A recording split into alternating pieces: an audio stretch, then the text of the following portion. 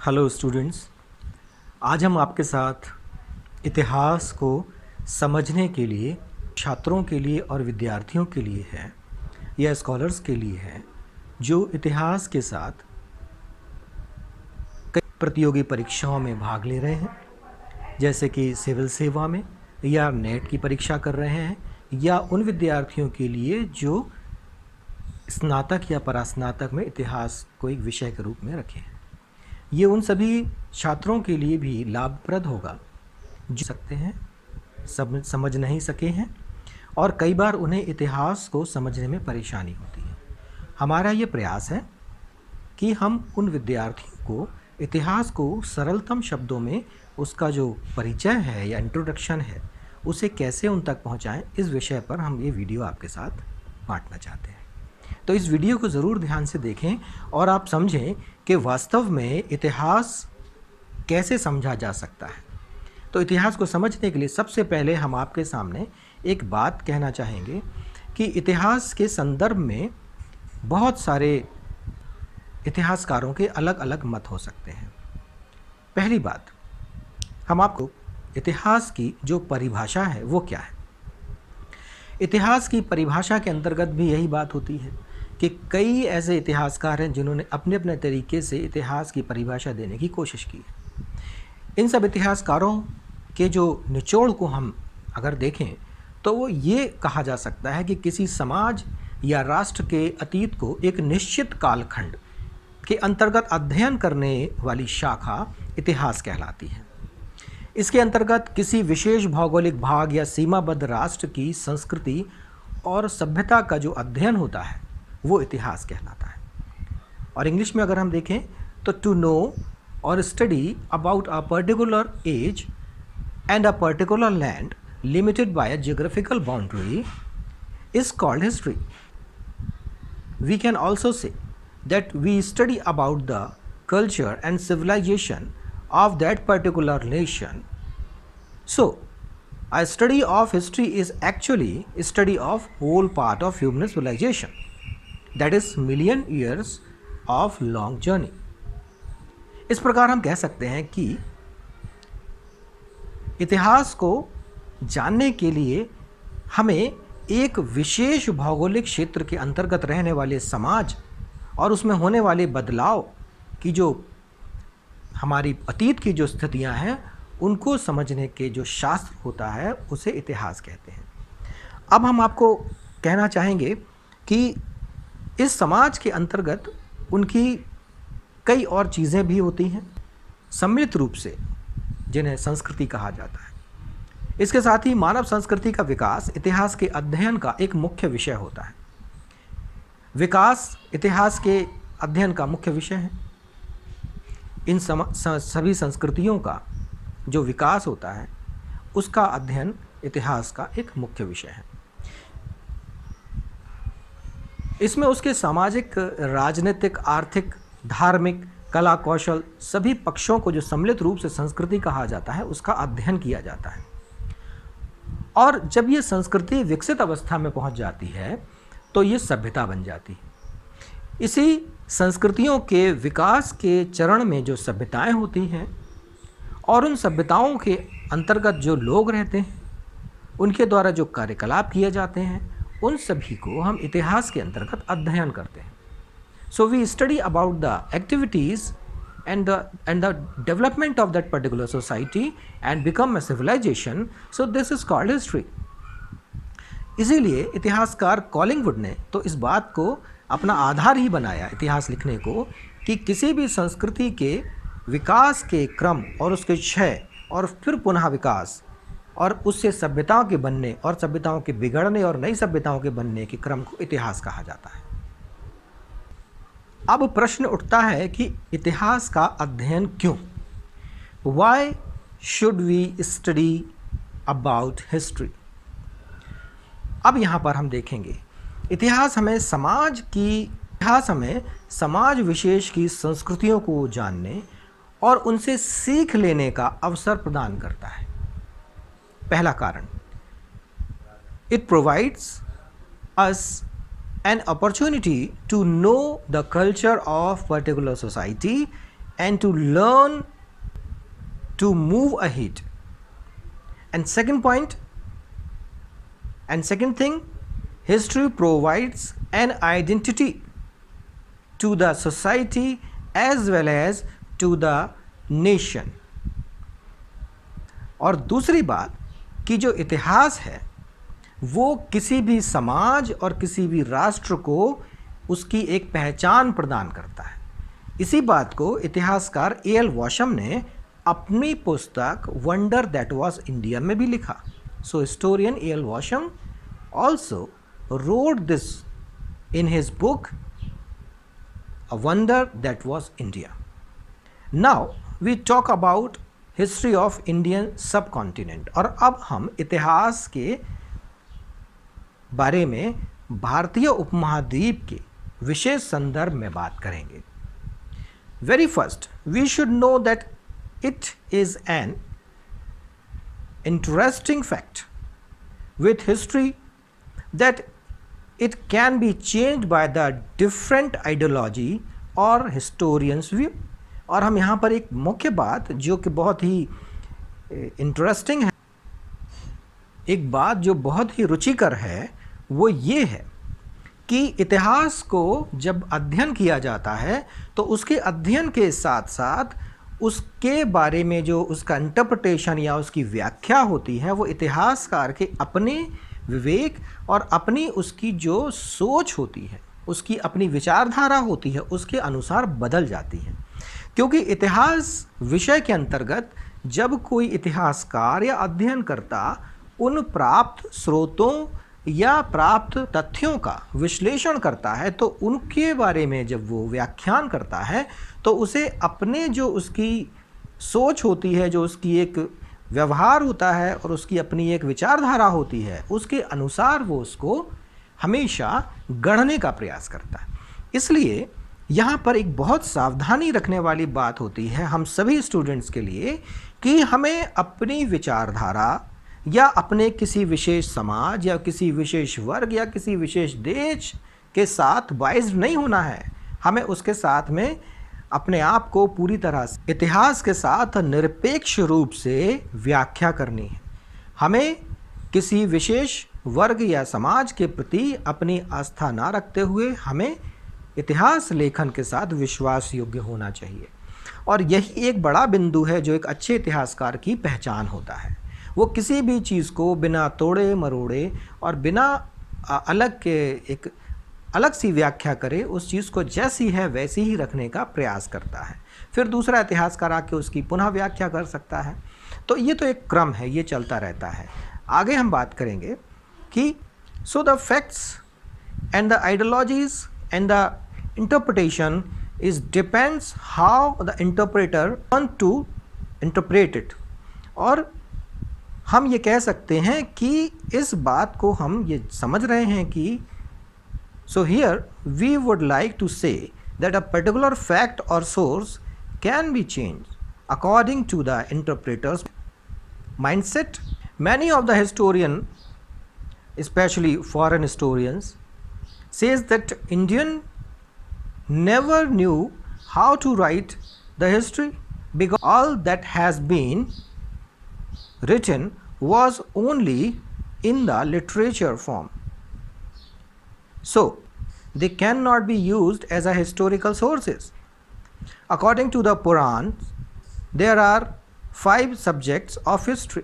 हम यहाँ पर देखेंगे कि ख़ास तौर से जो विदेशी इतिहासकार हैं उनका ये मत है कि भारत में इतिहास लिखने की कोई समझ रही ही नहीं कभी। और इतिहास लेखन की जो परंपरा हमारे यहाँ विकसित हुई वो इतिहास लेखन के अंतर्गत नहीं मानी जाती है, क्योंकि जो भी ग्रंथ लिखे गए वो साहित्य के रूप में लिखे गए। इसलिए उन्हें ऐतिहासिक ग्रंथ स्वीकार नहीं किया जाता है और उनके तथ्यों को या उनमें लिखित बातों को या वर्णनों को इतिहास नहीं माना जाता है। क्योंकि हम देखते हैं यहाँ पर पुराणों में जो इतिहास का वर्णन है उसके अनुसार इतिहास के 5 मुख्य विषय हैं। सो देयर आर 5 इम्पॉर्टेंट और major subjects in Purans. Number 1 Sarg, number 2 Pratisarg, number 3 Manvantar, number 4 वंश एंड नंबर 5 वंशानुचरित। और इस तरह से पुराणों में जो इतिहास के विषय के बारे में बात की गई है वो 5 विषय हैं जिनके बारे में बात की गई है। Now, some of the historian also tried to write history on the basis of these Purans. कुछ इतिहासकारों ने पुराणों के आधार पे इतिहास लिखने का प्रयास किया, जिसमें F.F. Partizer and H.C. Raychaudhuri are remarkable। और इसमें S.C. रायचौधरी और F.F. पार्टीजर महत्वपूर्ण हैं, जिनके बारे में हम बात कर सकते हैं। अब हम बात करते हैं भारतीय इतिहास लेखन पर उन इतिहासकारों की जो भारत के बाहर से आए या भारत के बाहर रहे, उन्होंने भारतीय इतिहास को लिखने का प्रयास किया लेकिन वो भारत नहीं आए। मेगास्थनीज और कुछ अन्य उनके एक्सेप्शंस हैं। अपवादों को छोड़ के बाकी कुछ इतिहासकारों ने जो भारत कभी नहीं आए, उन्होंने भी भारत के इतिहास को लिखने का प्रयास किया, लेकिन उनके इतिहास लेखन में जो भाव थे वो अलग हैं, क्योंकि उन्होंने भारत के अंदर रहकर भारत को कभी समझने की कोशिश नहीं की। तो जिन्होंने भारतीय इतिहास को लिखने का प्रयास किया, उनमें सबसे पहला प्रयास अगर हम देखेंगे उन इतिहासकारों में तो वो है यूनानी लेखकों का। और इन लेखकों में Herodotus, Nearchus, Megasthenes, Plutarch, Arrian, Strabo, Pliny और टॉलमी रिमार्केबल या प्रमुख हैं। लेकिन मेगास्थनीज उन सब में महत्वपूर्ण इसलिए रहा क्योंकि वो चंद्रगुप्त मौर्य के दरबार में आया और वो काफ़ी समय तक यहाँ रहा और उसने अपनी एक किताब लिखी। He wrote a book, the books name was indica. और उसने अपनी इंडिका भारत में रहकर लिखी और भारत के समाज के बारे में उसने इस किताब में बहुत अच्छी तरह से बताने की कोशिश की। लेकिन बड़े दुख का विषय ये है कि वो पुस्तक हमें आज उपलब्ध नहीं है। उस पुस्तक के बारे में जो उसके विवरण हैं वो हमें अन्य जो समकालीन इतिहासकार थे उन्होंने अपने विवरण लिखे और उन विवरणों में उस पुस्तक के उद्धरण या व्याख्याएं या उनके जो विवरण थे उनको शामिल किया। References they took from that particular book. और उन्होंने लिखा, इस वजह से हमें इंडिका में क्या क्या लिखा था उसके बारे में थोड़ी सी जानकारी हमें मिली है। अगर हमारे पास वो इंडिका पूरी तरह से मिल जाती तो शायद हम और अच्छी तरह से इन बातों को समझ सकते। Now we talk about the historian who wrote on Indian history but they never come to India. First effort made by Greek historians. Some of them are remarkable like Herodotus, Nearchus, Megasthenes, Plutarch, Arrian, Strabo, Pliny, Ptolemy, etc. But Megasthenes, who stayed in India, he wrote a book Indica, but it is not available. His description had found in Diodorus and Strabo and Arrian's literature. और हमने इस पे पहले विचार कर चुके हैं कि जो भी उसने कुछ लिखा वो इन सारे इतिहासकारों के जो विवरण थे उनमें हमें मिले। Second important phase starts with the Al-Biruni who came with Mahmud Ghaznavi in 10th century। और हम देखते हैं कि इतिहास लेखन का जो दूसरा चरण शुरू होता है वो शुरू होता है अल-बरूनी के साथ, जो महमूद गजनबी के साथ 10वीं शताब्दी के समय में भारत में आया। और ही स्टडीड संस्कृत लैंग्वेज, और उसने संस्कृत भाषा को पढ़ा और समझा। ही सेटराइज्ड ऑन इंडियन राइटर्स, और उसने भारतीय इतिहासकारों पर व्यंग भी किया। और उसने ये बात कही कि भारतीय इतिहासकारों को इतिहास लेखन का कोई ज्ञान ही नहीं है। Third modern phase of history writing started with Europeans. When they established their colony in Indian continent, some of missionaries also came with them, and they started the new policy of education. और हम देखते हैं कि जो तीसरा और महत्वपूर्ण आधुनिक इतिहास लेखन का चरण शुरू होता है वो होता है यूरोपियंस के साथ। और इन यूरोपियंस के साथ में कई मिशनरीज़ भी भारत में आए और इन्होंने भारत में एक नई शिक्षा व्यवस्था की और स्थापना करना शुरू किया।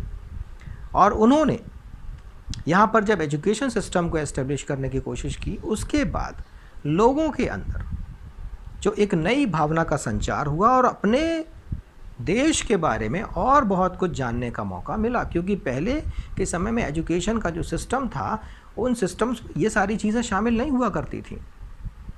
इसलिए हम यहाँ पर देखेंगे कि एक आधुनिकतम जो स्वरूप इतिहास लेखन का शुरू होता है, उसमें कार्बन डेटिंग जैसी वैज्ञानिक विधियों को भी शामिल किया गया।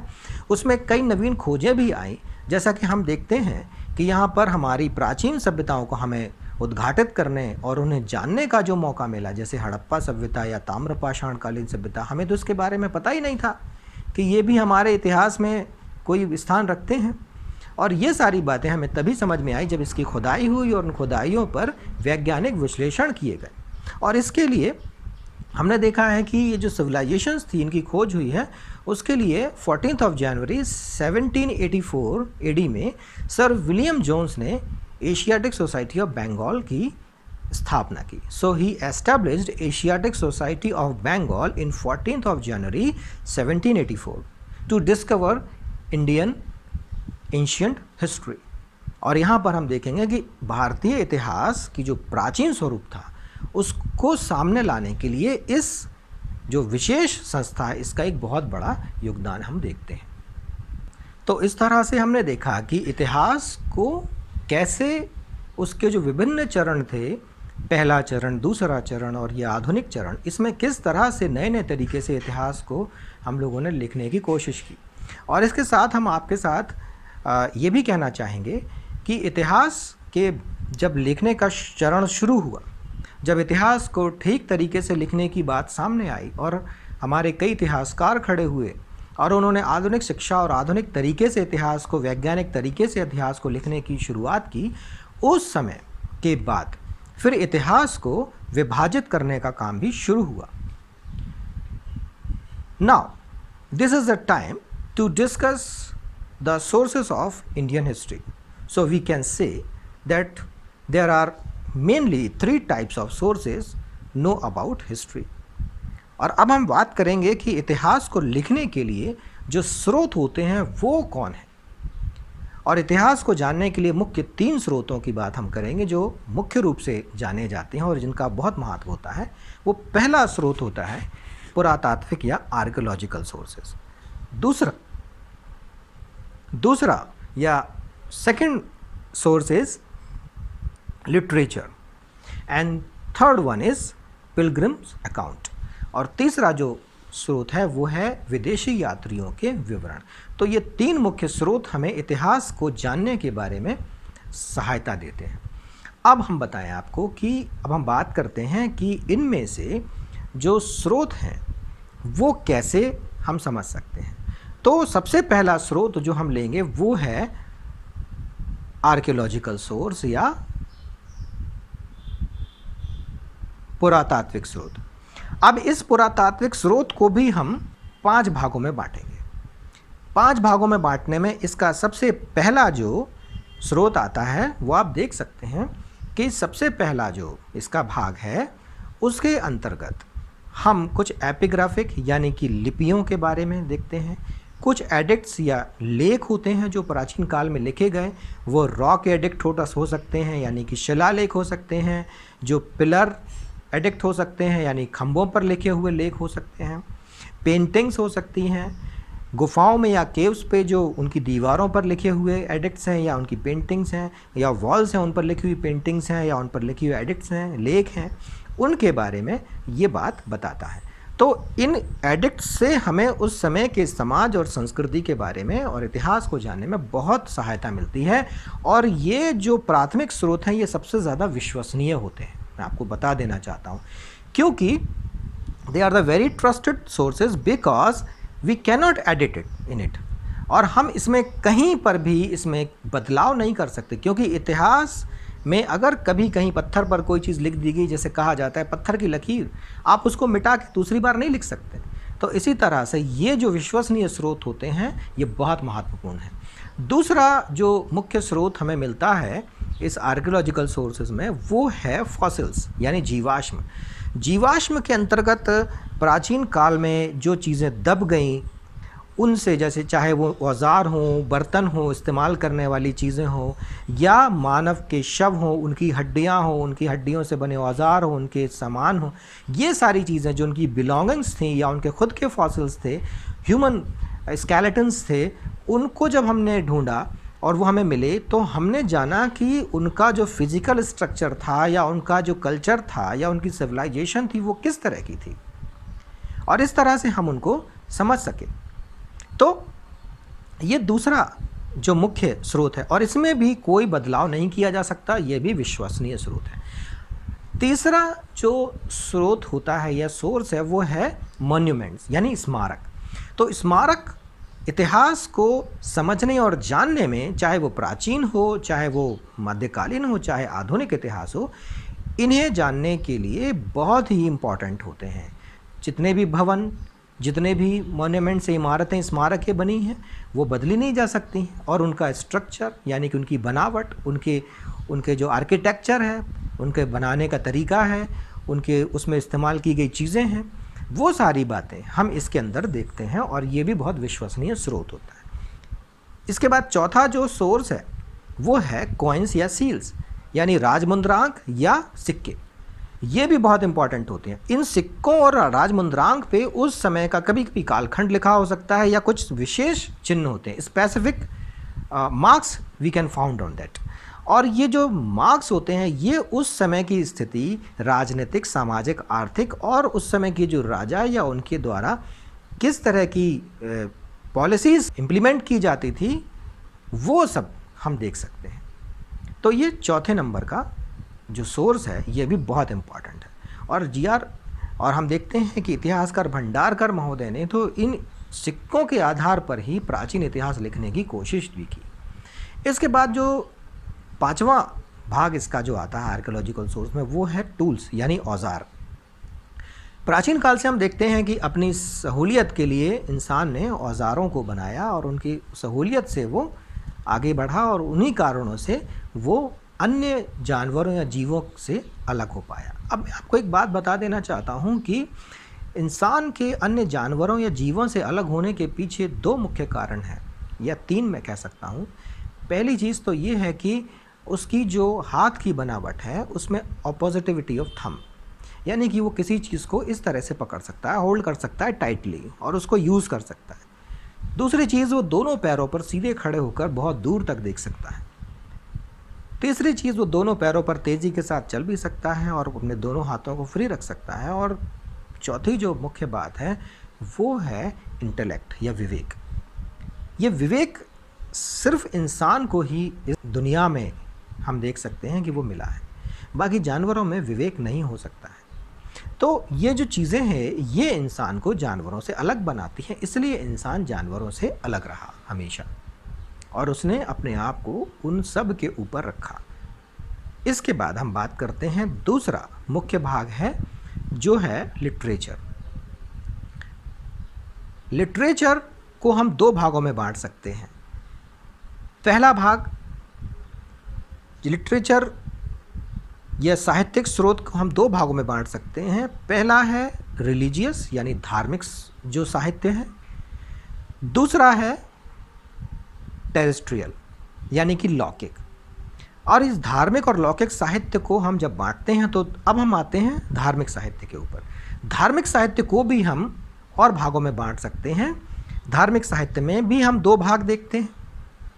दो भाग होते हैं, एक ब्राह्मण साहित्य और एक नॉन ब्राह्मण साहित्य। ब्राह्मण साहित्य में वो साहित्य आते हैं या लिटरेचर्स आते हैं जैसे कि वेद, ब्राह्मण्स, आरण्यक, उपनिषद और भी जो इससे संबंधित ग्रंथ लिखे गए।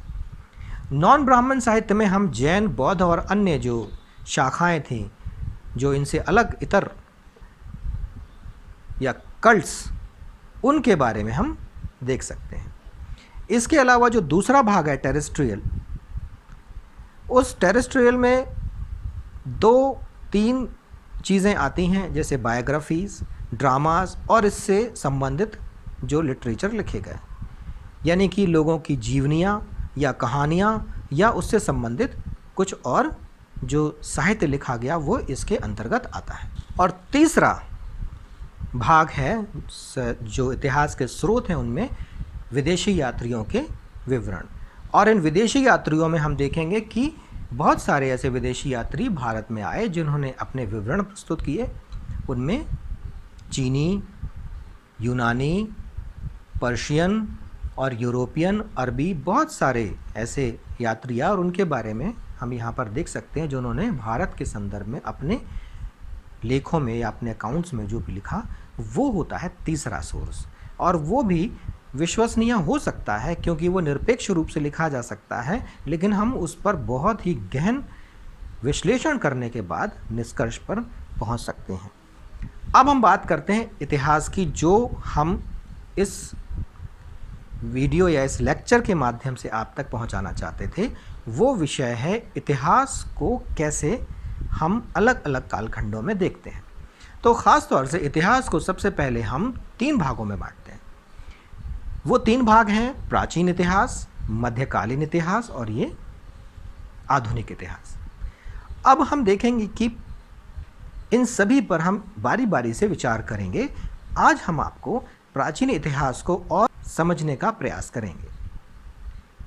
Now we try to know about the history, so we can dissect this history in 3 parts: ancient, medieval and modern. Now today we start with ancient history and we dissect this ancient history. So इस प्राचीन इतिहास को जब हम बांटेंगे तो हम इसे फिर से 3 भागों में बांटेंगे। प्राचीन इतिहास को 3 भागों में बांटने पर हम देखते हैं इसका पहला भाग जिसे हम प्री हिस्टोरिक एज कहते हैं। So very first part of ancient history is called pre historic age, और हिंदी में हम इसे प्राग ऐतिहासिक काल कहते हैं। And second part is called protohistoric age, और इस कालखंड को हिंदी में हम आद्य इतिहास काल कहते हैं।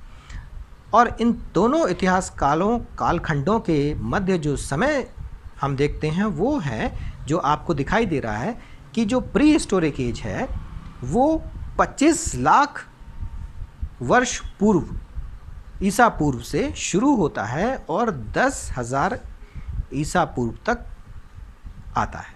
So very first period of pre historic age starts from 25 lakhs या 2.5 million years before Christ and goes up to 1000 BC.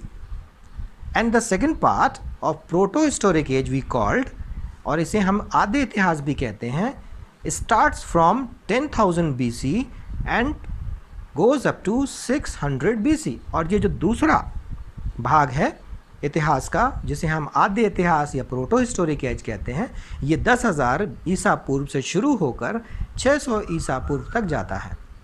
और तीसरा भाग उसे कहा जाता है ऐतिहासिक काल। इस ऐतिहासिक काल को हम देखेंगे, ये 600 ईसा पूर्व से शुरू होता है, starts from 600 BC to recent period और नाउ।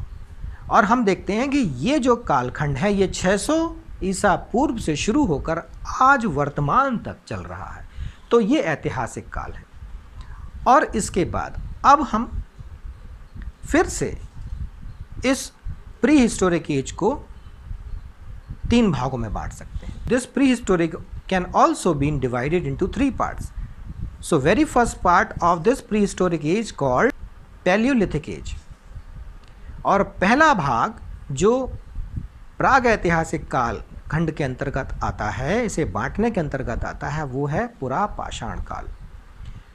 और इस पुरापाषाण काल का जो समय है वो 25 लाख बिफोर क्राइस्ट से शुरू होकर 10,000 बिफोर क्राइस्ट तक आता है। और जो दूसरा भाग है that is called Mesolithic as, और दूसरा भाग मध्य पाषाण काल कहा जाता है, कहलाता है, और ये 8,000 ईसा पूर्व से 4,000 ईसा पूर्व तक का समय है। This is from 8,000 BC to 4,000 BC. And now third part is called Neolithic age and begins from 9,000 BC and comes up to 1,000 BC. और ये 9,000 बिफोर क्राइस्ट से शुरू होकर 1,000 बिफोर क्राइस्ट तक आता है। अब हम फिर से आते हैं पैलियोलिथिक एज के ऊपर, और ये पैलियोलिथिक या पुरापाषाण काल हम फिर से 3 भागों में बांट सकते हैं। और इस पुरापाषाण काल को जब हम फिर से 3 भागों में बांटते हैं तो जो पहला भाग आता है वो कहलाता है लोअर पैलियोलिथिक एज यानी पूर्व पुरापाषाण काल, and starts from 2.5 million years before Christ, यानी 25 लाख साल ईसा पूर्व से शुरू होकर ये 9 लाख बिफोर क्राइस्ट तक शुरू होता है। तो ये 9 लाख ईसा पूर्व तक आता है। दूसरा भाग इसका वो कहलाता है मिडिल पैलियोलिथिक एज यानी मध्य पुरापाषाण काल, and starts from 9 lakh before Christ to 4000 BC, यानी कि 9 लाख ईसा पूर्व से शुरू होकर 4000 ईसा पूर्व तक ये कालखंड आता है। इसके बाद जो तीसरा भाग हमने इसका किया वो कहलाता है अपर पैलियोलिथिक एज यानी कि उच्च पुरापाषाण काल, और ये समय 4000 बिफोर क्राइस्ट से शुरू होकर 1000 बिफोर क्राइस्ट तक जाता है। तो इस तरह से हमने देखा कि प्राचीन इतिहास को हमने 3 बार फिर से बांटा, और हम उसको छोटे छोटे टुकड़ों में देखकर समझ सकते हैं कि प्राचीन भारत का इतिहास भी कितने भागों में बांटा गया। लेकिन आपको इतनी गहराई तक इसको समझने की ज़रूरत अभी नहीं है। हम इसे आगे जारी रखेंगे जब हम प्राचीन इतिहास के और वीडियो लेक्चर्स बनाएंगे, उनमें हम आपको समझाने के प्रयास करेंगे कि कैसे हम इन्हें अच्छी तरह समझ सकते हैं। तो घबराने की ज़रूरत नहीं है। अभी हम इस प्राचीन इतिहास के एक परिचय को आप तक पहुंचाना चाहते थे और इतिहास के प्रति आपकी समझ को थोड़ा और साफ करना चाहते हैं। Now we will try to understand about these periods in simple way. और अब हम कोशिश करेंगे कि ये जो हमने सारे कालखंड समझे हैं इनके बारे में हम बहुत सिंपल या साधारण तरह से इन्हें समझें। तो सबसे पहले हम बात करते हैं first period is called pre historic age, और प्री हिस्टोरिक एज के बारे में हमने अभी समझा। अब यहाँ पर बात आती है इन तीनों भागों की। जो प्राचीन इतिहास के 3 भाग हमने किए, इन 3 भागों को हमने प्राग ऐतिहासिक काल, आद्य ऐतिहासिक काल और ऐतिहासिक काल में विभाजित कर दिया। ये आपके लिए जानना ज़रूरी है। तो जो प्राग ऐतिहासिक काल या प्री हिस्टोरिक एज है, इसका जो टाइम पीरियड है हमने आपको बताया 25 लाख ईसा पूर्व से शुरू होकर ये 10,000 ईसा पूर्व तक आया। और इस समय को हम ऐसे समझेंगे कि इस कालखंड में हमें जो इतिहास को समझने या जानने के लिए जो सोर्स या स्रोत प्राप्त हुए हैं वो सिर्फ पुरातात्विक स्रोत ही हैं, और इसे जानने के लिए हम सिर्फ पुरातात्विक स्रोतों पर ही निर्भर हैं और हमें और कोई भी सोर्स यहाँ पर मिले नहीं हैं। जो दूसरा कालखंड है जिसे हम आद्य इतिहास कहते हैं, इसे हम आद्य इतिहास क्यों कहते हैं और इसका समय जो है वो क्या, इसका जो समय है वो है 1000 बिफोर क्राइस्ट से 600 बिफोर क्राइस्ट तक, यानी ये 1000 ईसा पूर्व से शुरू होता है और ये 600 ईसा पूर्व तक आता है। अब इसे आद्य इतिहास क्यों कहा जाता है?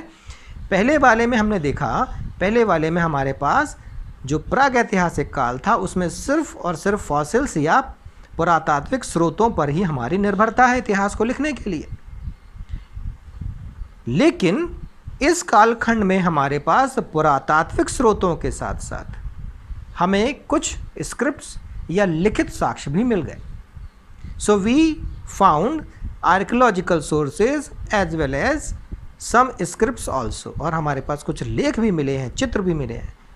और इन लेखों के साथ एक बात है कि ये लेख आज तक डिकोड नहीं किए गए, आज तक इन्हें हम पढ़ नहीं सके। जैसे धौलावीरा में मिला है एक साइन बोर्ड जिसकी भाषा अभी तक हमारे सामने खुली नहीं है कि उसमें क्या लिखा है। तो जब इस कालखंड में जो हमें लिपि मिली है, मैन्युस्क्रिप्ट्स मिले हैं, उन्हें हम जब पढ़ने में सफलता प्राप्त कर लेंगे तो हम और अच्छी तरह से अपने प्राचीनतम इतिहास को समझने में सफलता प्राप्त करेंगे। So we can also we got success to know the history better. और हम देखेंगे कि इस कालखंड के जो इतिहास में हमें जो लिखित साक्ष्य मिले हैं वो पढ़े नहीं गए हैं। तो इस तरह से हमें जो साक्ष्य मिल रहे हैं वो भी पुरातात्विक साक्ष्य हैं और उन्हीं पर हम पुनः निर्भर हैं। लेकिन हमारे पास लिखित साक्ष्य भी हैं, लेकिन ये पढ़े जाने योग्य नहीं हैं। तो ये दूसरा पीरियड हो गया। जैसे कहते हैं प्रोटो हिस्टोरिक या आद्य इतिहास। और तीसरा जो कालखंड है वो है ऐतिहासिक काल। व्हाट इज़ द ऐतिहासिक काल या हिस्टोरिक एज? इस कालखंड में हमारे पास पुरातात्विक स्रोत हैं, हमारे पास लिखित साक्ष्य हैं और ये लिखित साक्ष्य पढ़े भी गए, जैसे कि अशोक के अभिलेख, the addicts of Ashok, the Ashoka the great, और इन्हें हमने पढ़ भी लिया। जैसा कि हमने देखा जेम्स प्रिंसिप ने इन्हें डिकोड किया और हमें पता लगा कि अशोक के अभिलेखों में जो लिखा है उसकी जो लिपि है वो पाली है, प्राकृत भाषा में वो लिखे गए हैं। तो इस तरह से हमने उन्हें पढ़ लिया। तो इन तीनों कालखंडों में जो अंतर है वो यही है, जो पहला पुरापाषाण काल है, प्री हिस्टोरिक है, जिसमें हमारे पास सिर्फ पुरातात्विक साक्ष्य हैं जिन पर हम निर्भर हैं, और दूसरे कालखंड में हम प्रोटो हिस्टोरिक एज कहते हैं या आद्य इतिहास काल कहते हैं, उसमें हम पुरातात्विक साक्ष्यों के साथ साथ हमारे पास लिखित साक्ष्य भी हैं, लेकिन वो आज तक पढ़े नहीं गए, इसलिए हम अभी भी पुरातात्विक साक्ष्यों पर निर्भर हैं। हालांकि हमारे पास अब क्या है, लिखित साक्ष्य भी उपलब्ध है। और तीसरे कालखंड में हमारे पास पुरातात्विक साक्ष्य भी हैं, लिखित साक्ष्य भी हैं और हम इन्हें पढ़ भी सकते हैं। तो इस तरह से हमने देखा कि इन इतिहास के प्राचीन भाग को हम पढ़ने के साथ साथ समझ सकते हैं कि किस कालखंड को हम प्राक इतिहास काल, आद्य इतिहास काल और ऐतिहासिक काल क्यों कहते हैं। So students, this is the brief introduction of Indian history, especially ancient Indian history. Hope you enjoyed. In next lecture, we will discuss on medieval Indian history separately. So keep watching. If you like this video, please like, share, subscribe and press the bell icon to be the first to get new uploaded videos. Thank you so much.